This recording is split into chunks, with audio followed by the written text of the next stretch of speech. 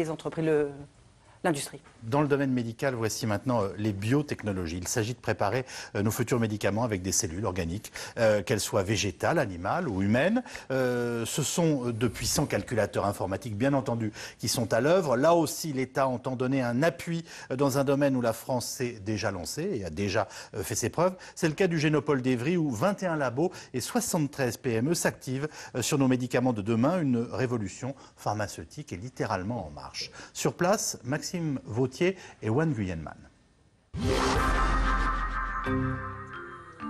S'il est un domaine où la France excelle, c'est incontestablement celui de la recherche scientifique. Un beau SMIR. Hein. Oui, et comparé ouais, avec le bon poids, la bonne taille attendue.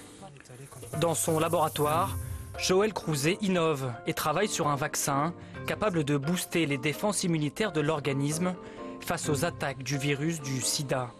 Un vaccin nouvelle génération à l'étude, issu des cellules humaines modifiées, symbole de cette médecine de demain. C'est d'abord des traitements qui sont extrêmement ciblés.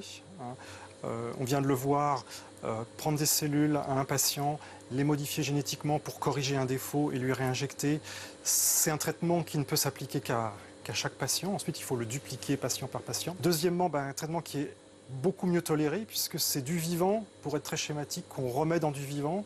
Donc ce n'est pas forcément des substances exogènes, c'est des substances qui viennent en général souvent de l'homme lui-même, même si on les fait produire par d'autres cellules. Donc c'est mieux toléré. Et puis ça permet aussi de soigner toute une panoplie de maladies pour lesquelles on était désarmé avec les approches classiques.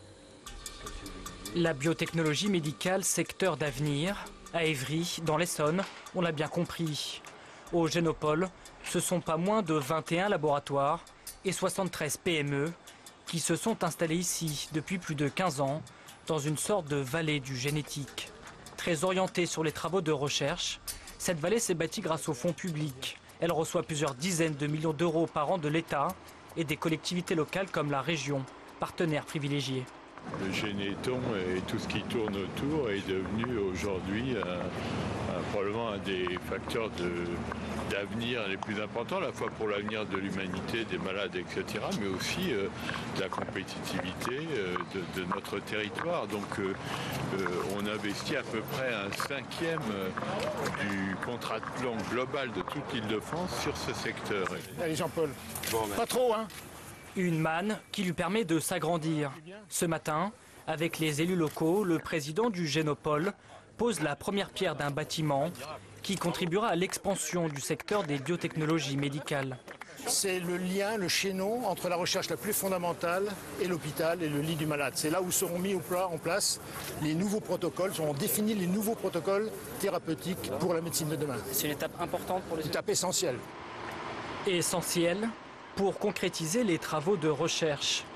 Peut-être un peu lassé par les projets qui n'aboutissent pas, le président du Génopole souhaite aujourd'hui que la vallée du génétique prenne un nouveau virage. La France a pris des dispositions maintenant depuis près de 15 ans qui vont toutes dans le bon sens. Par exemple, en encourageant les chercheurs à créer des entreprises, ça c'était la loi Allègre, en donnant à ces jeunes entreprises un statut très particulier qu'on appelle le statut de la jeune entreprise innovante, en mettant en place des moyens financiers. Il n'y a plus que quelques maillons faibles dans cette chaîne qui va depuis la recherche la plus fondamentale jusqu'au marché. En gros, on a pratiquement rattrapé notre retard partout. Il faut maintenant concrétiser, il faut maintenant changer de braquet, il faut maintenant que tout le monde se mobilise pour faire en sorte qu'à partir de cette recherche se développent des produits, des médicaments, des protocoles nouveaux. Le Génopole passe donc à la phase industrielle pour produire les médicaments de demain. Dans ces nouveaux laboratoires, d'ici quelques temps seront fabriqués en grande quantité des biomédicaments qui lutteront contre les maladies rares, comme la myopathie de Duchenne.